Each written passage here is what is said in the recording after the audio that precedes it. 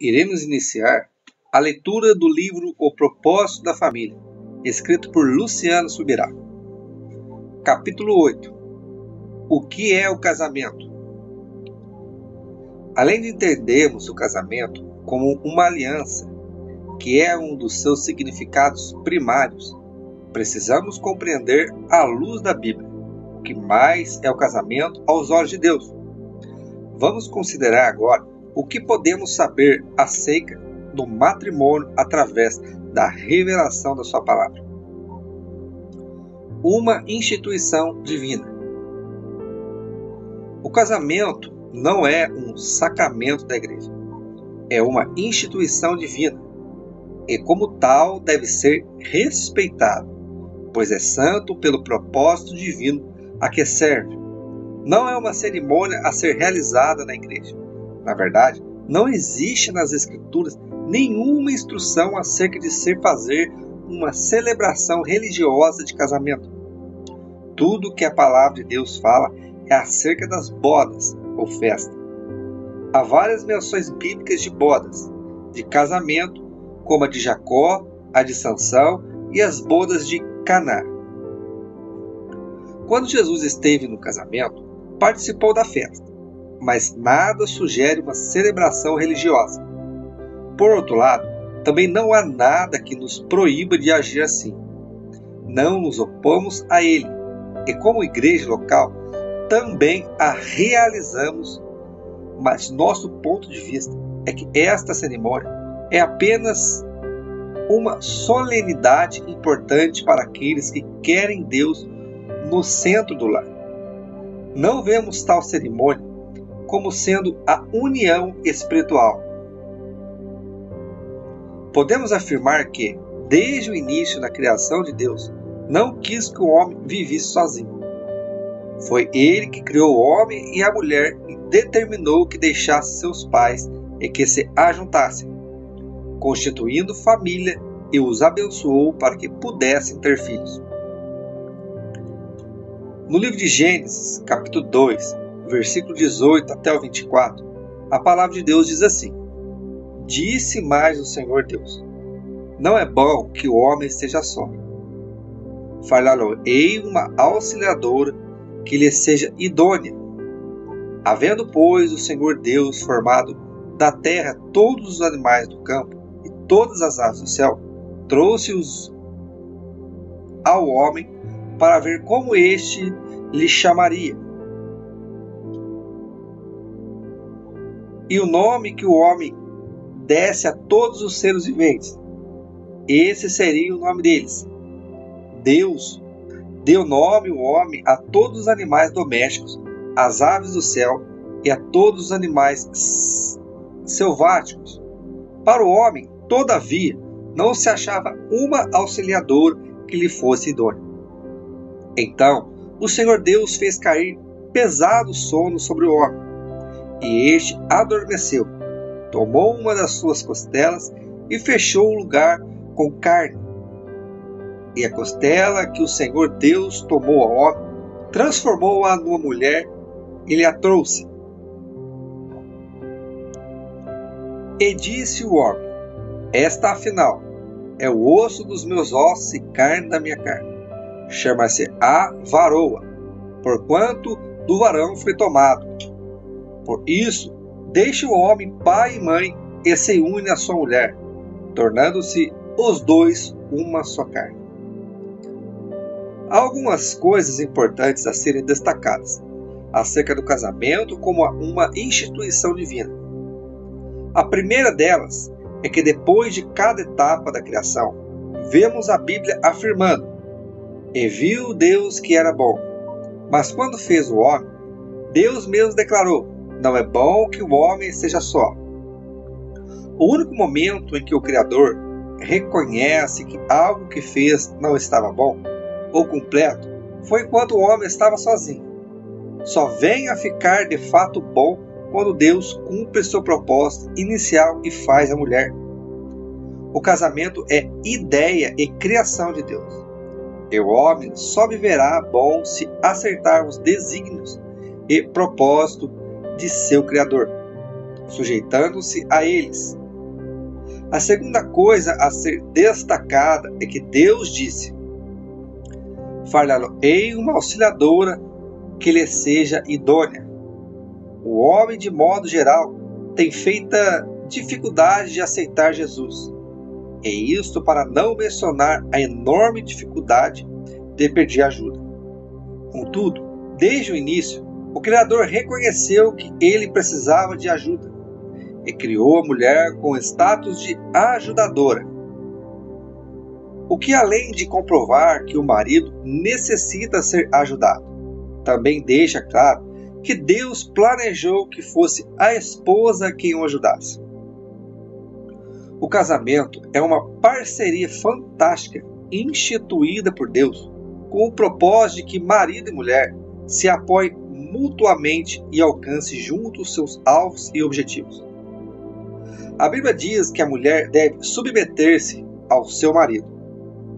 A palavra submissão fala de colocar-se sob uma missão e retrata como a mulher deve abraçar a missão de seu esposo e funcionar em parceria com ele, sob o seu comando. A terceira coisa importantíssima a ser destacada é o princípio de uma só carne.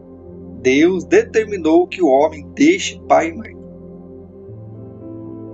seu mais profundo vínculo familiar e de afeição, e se una à sua mulher. E isto revela que o casamento não é apenas algo de certa importância, pois, exceto o relacionamento com Deus, é o relacionamento de maior importância em sua vida. Quando você se casa, está definitivamente cortando o cordão umbilical e instituindo sua própria família, que agora é mais importante do que o relacionamento que você sempre teve com seus pais. Resumindo, o casamento é algo que Deus reconhece como bom, algo que o homem não alcança sozinho. É uma proposta extraordinária de parceria a ser vivida pelo casal e é mais importante que o próprio relacionamento com os pais. Além disto, vale ressaltar que Jesus chamou o casamento de união divina. No Evangelho de Mateus, capítulo 19, versículo 4 até o 6, a palavra de Deus diz assim: Então respondeu ele: Não tendes lido que o Criador, desde o princípio, os fez homem e mulher, e que disse: Por esta causa deixará o homem pai e mãe, e se unirá à sua mulher, tornando-se os dois uma só carne? De modo que já não são mais dois, porém uma só carne.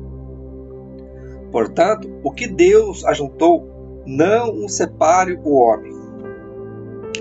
Cristo declarou que o homem não deve separar aquilo que Deus uniu, ajuntou. Logo, o matrimônio é denominado na Sagrada Escritura como uma união divina. Mas vamos tentar entender melhor essa afirmação bíblica. Alguns ensinam que, para ser uma união divina, o casamento tem que ser feito na igreja. Isto é legado da Igreja Romana, que não tem nenhuma base bíblica.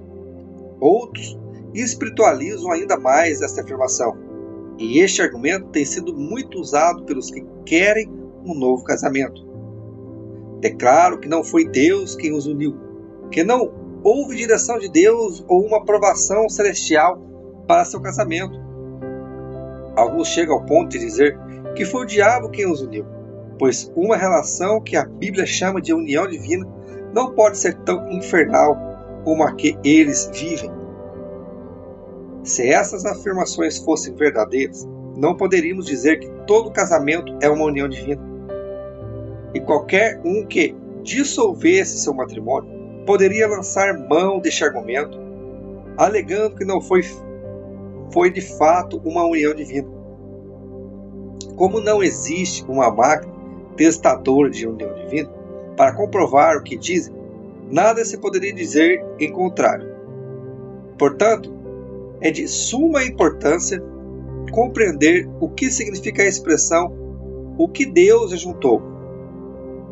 A concordância de Strong mostra que a palavra grega traduzida para ajuntou é suseugnumi, que significa prender a um jugo, escravizar, juntar, unir, do laço no matrimônio.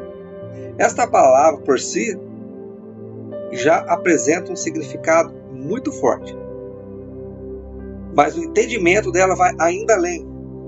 Quando a Bíblia fala do que Deus juntou, está falando que desde o princípio da criação foram feitos homem e mulher para deixarem seus pais e se unirem na aliança matrimonial.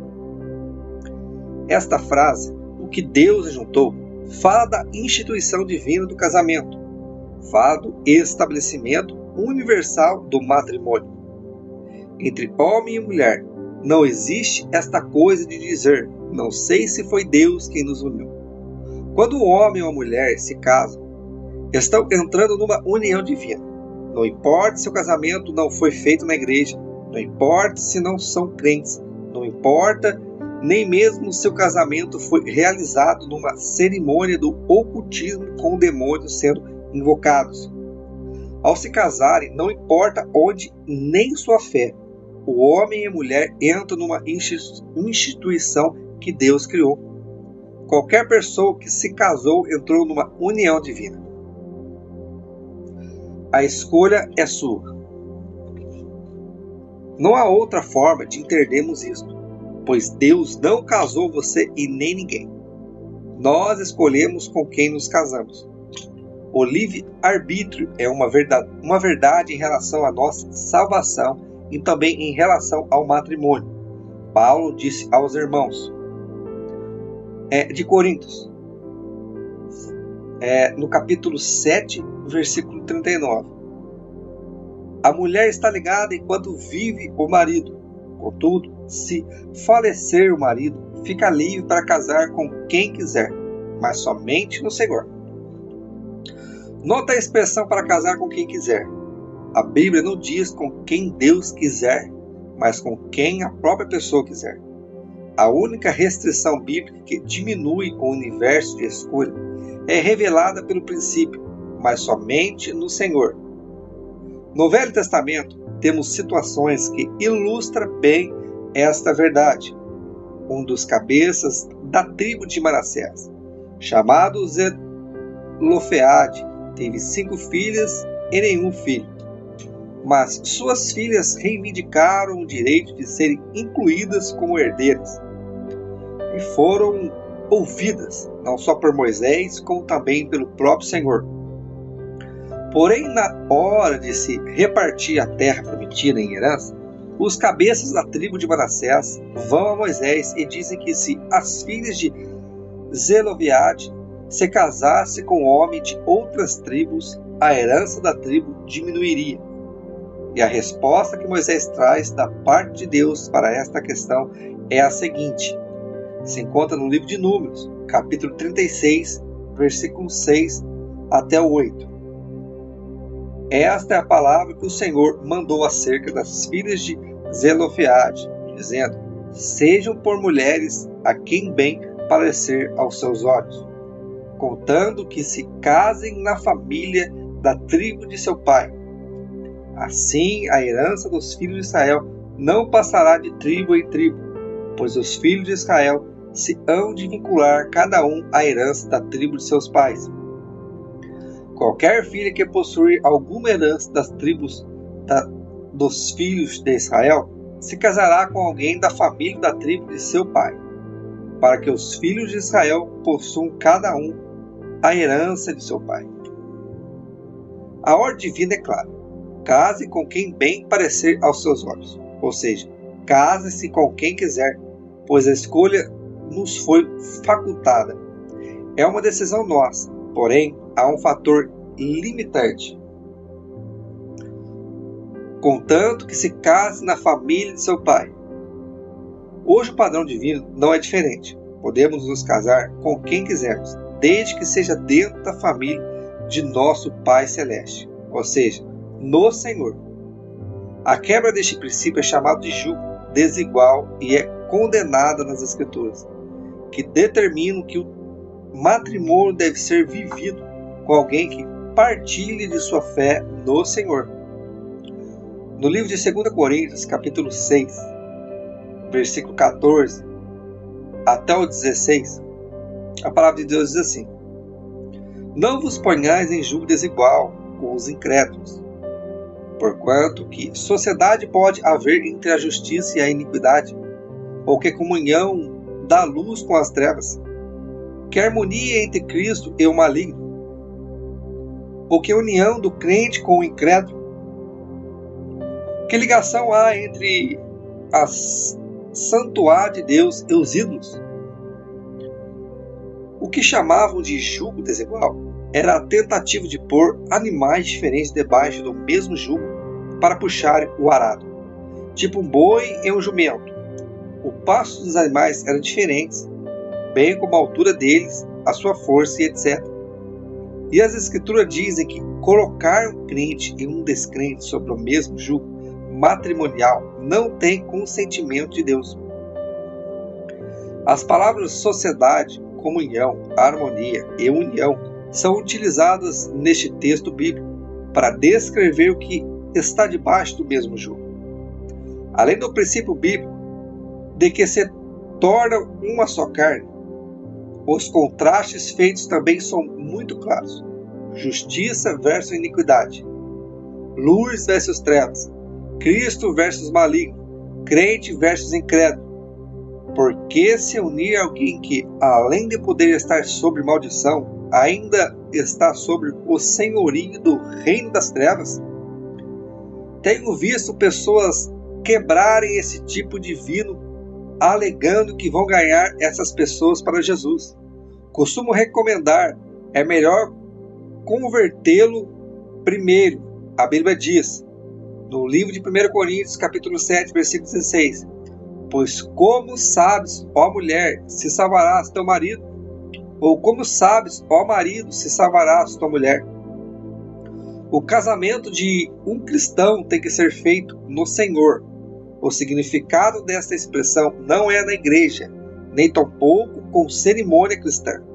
O que a palavra de Deus está dizendo é que o matrimônio deve ser contraído com outro cristão. O matrimônio deve unir um homem crente em Jesus com uma mulher crente em Jesus. O apóstolo Pedro lembra os maridos que suas mulheres também são herdeiras com eles da graça da vida, ou seja, irmãs em Cristo. Se você se converteu depois de casado e seu cônjuge ainda não, aí é outra história. Mas aqueles que conhecem esse princípio bíblico de se casarem somente no Senhor e o negligenciam, além de potencialmente estarem procurando por problemas em seu relacionamento, ainda estão deliberada a conscientemente pecando contra a palavra de Deus. Muita gente perpétua dentro dessa igreja o mito de que o casamento deles foi feito no céu. Isso não é verdade. Deus pode lhe dirigir a melhor escolha se você o busca e confia nele, mas a escolha de quem você vai se casar ainda é sua. E depois de casado, a responsabilidade da escolha feita continua sendo sua. Se fosse Deus quem fizesse os casamentos, então os divórcios seriam culpa de Deus. Por ter unido a pessoa errada, se Deus casasse só alguns, os casamentos que não fracassam, então ele seria injusto com os demais que ele não casou. Mas a verdade bíblica é que nós escolhemos com quem casar e Deus limita a nossa escolha a um universo específico de pessoas que partilhem a mesma fé. E o casamento é uma união divina, não porque há uma união personalizada de Deus realiza entre um homem e uma mulher. A união divina é a instituição divina do casamento. E qualquer pessoa que entra na aliança matrimonial entra na união criada por Deus, entre homem e mulher. Portanto, quando a Bíblia fala sobre o que Deus uniu, está falando sobre todo o casamento, e não somente de alguns. Reconhecemos o casamento quando ele está em conformidade com a lei dos homens que, de acordo com a palavra de Deus, deve ser obedecida. Portanto, se a aliança matrimonial que contraímos deve ser reconhecida por um contrato legal, feito em cartório, também fazemos isso. Os que se converteram a Cristo e estão apenas amaziados devem regularizar legalmente a sua situação. E compreendendo os princípios de aliança, também deve pactuar-se sob juramento e com testemunhas. Deus julgará os que ferem o matrimônio. Percebemos nas Escrituras que Deus não apenas reivindica para si a criação e instituição do casamento, mas também defende esta união, sagradas daqueles que a ferem. A Bíblia revela que Deus determinou que o matrimônio deve ser algo honrado entre os homens e que Ele mesmo julgará todos aqueles que desonram o casamento. No livro de Hebreus, capítulo 13, versículo 4, a palavra de Deus diz assim: digno de honra entre todos seja o matrimônio, bem como o leito sem mácula, porque Deus julgará os impuros e adúlteros. Como Deus julgará? Não temos todos os detalhes de toda a extensão deste julgamento? Mas uma coisa é certa: quando a palavra de Deus fala da cidade santa e do lugar bendito que o Senhor tem preparado para nós, determina de modo explícito quem não poderá entrar. No livro de Apocalipse, capítulo 22, versículo 15, a palavra de Deus diz assim: fora fica os cães, os feiticeiros, os impuros, os assassinos, os idólatras e todo aquele que ama e pratica a mentira. A palavra traduzida como impuro no original grego é pornos, e segundo o léxico da concordância de Strong, significa homem que prostitui seu corpo à luxúria de outro por pagamento. Prostituto, homem que se entrega à relação sexual ilícita. Fornicador. Está falando de todo que desonra o leito matrimonial, vivendo o sexo antes ou fora do casamento, por prazer ou por qualquer tipo de pagamento. Além da condenação eterna, e não há juízo pior, a Bíblia sugere que Deus toma vingança dessas questões mesmo nesta vida. No livro de 1 Tessalonicenses, capítulo 4, versículo 3 até o 7, a palavra de Deus diz assim: pois esta é a vontade de Deus, a vossa santificação, que vos abstenhais da prostituição, que cada um de vós saiba possuir o próprio corpo em santificação e honra, não com o desejo de lascívia como os gentios, que não conhecem a Deus. É que nesta matéria ninguém ofenda nem defraude a seu irmão, porque o Senhor, contra todas estas coisas, como antes vos avisamos e testificamos claramente, é o vingador, porquanto Deus não nos chamou para a impureza, e sim para a santificação. O apóstolo Paulo chama Deus de vingador, aqueles que foram defraudados nesta questão de desonrar o corpo por meio de um pecado de ordem sexual. Deus não apenas instituiu o casamento, como também o defende. Os valores do casamento não mudaram, os valores da palavra de Deus não mudaram, e o Senhor vai tratar com cada um por ter ou não vivido o casamento segundo aquilo que Ele estabeleceu. É um lugar de deleite. O casamento não foi instituído por Deus para ser um peso, um lugar de tristeza e dor, apenas do fracasso de muitos. Sabemos que o Senhor planejou o matrimônio para ser um lugar de deleite, de alegria. Isto não significa que não haverá conflitos ou necessidade de ajustes, mas que a felicidade e a realização do casamento devem prevalecer sobre qualquer outro tipo de circunstâncias ou sentimentos. No Antigo Testamento, quando os profetas anunciavam o juízo devastador que viria contra Israel ou qualquer outra nação, por terem se rebelado contra o Senhor e se recusado a voltar-se a Ele em arrependimento, usavam-se a expressão cessar a voz do noivo e da noiva, como uma forma de indicar que já não haveria alegria. As Escrituras Sagradas ainda falam do homem promovendo felicidade à mulher, que tomou como esposa, o que também claramente indica o propósito divino para o casamento, como um lugar de alegria e realização.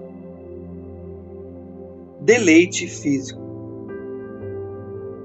O matrimônio foi idealizado por Deus para que o casal desfrute de deleite físico, da plenitude do ato sagrado do sexo. Provérbios capítulo 5, versículo 18 e 19, a palavra de Deus diz assim: Seja bendito o teu manancial, e alegre-te com a mulher da tua mocidade. Corça de amores e gozela graciosa.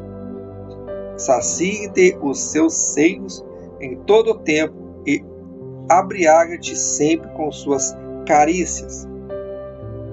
Aprofundarei esse assunto nos capítulos 18 e 19 do livro. Deleite emocional. A realização física proveniente do contato íntimo dos cônjuges é importantíssimo, mas não é tudo. Há uma dimensão de deleite emocional que as Escrituras chamam de gozar a vida, a ser desfrutada também.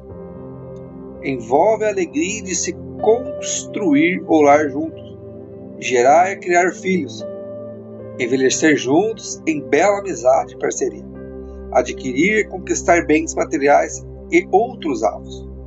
No livro de Eclesiastes, capítulo 9, versículo 9, a palavra de Deus é assim: Goza a vida com a mulher que amas todos os dias de tua vida fugaz, os quais Deus te deu debaixo do sol, porque esta é a tua porção nesta vida, pelo trabalho com que te afadigaste debaixo do sol. Deleite espiritual. Além do deleite físico e emocional, é importante destacar o aspecto da realização espiritual. Quem encontra uma esposa encontra algo excelente. Recebeu uma bênção do Senhor. Provérbios, capítulo 18, versículo 22. A Bíblia fala de alguém que, ao contrair aliança matrimonial, achar uma esposa, alcançar a benevolência do Senhor.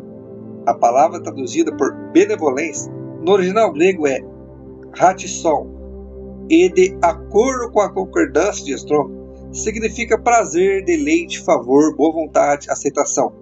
Existe uma dimensão de deleite em Deus, uma realização espiritual. O casal pode desfrutar de paz, proteção, oração respondida, bênção e, acima de tudo, da presença do Senhor. Essa é uma das razões pela qual o jugo desigual foi proibido pelo Senhor. O casal deve usufruir junto da comunhão com Deus. Esta intenção divina já pode ser vista na forma como o Criador visitava o primeiro casal lá no Jardim do Éden. O apóstolo lembrou aos homens que suas esposas são herdeiras com eles da graça da vida, ou seja, irmãs em Cristo. Aqui nós finalizamos o capítulo 8. Irei gravar novos vídeos com novos capítulos, para não ficar tão extenso. Amém? Se você está gostando da nossa leitura, você é novo por aqui, peço que você nos abençoe com a tua inscrição, que você venha acionar o botãozinho de notificação para que você seja avisado de novos vídeos diariamente aqui no nosso canal. Peço para que Deus te abençoe grandemente nesta terra. Peço para que Ele venha multiplicar o conhecimento dele na sua vida. Venha te fazer enxergar os princípios, assim que as bênçãos, o caminho de Deus. Que Ele venha fazer você andar nele, que é o mais importante. E no final da tua vida, você venha receber a tua tua salvação, a tua vida eterna. Amém? Que Deus te abençoe. Fique com Deus.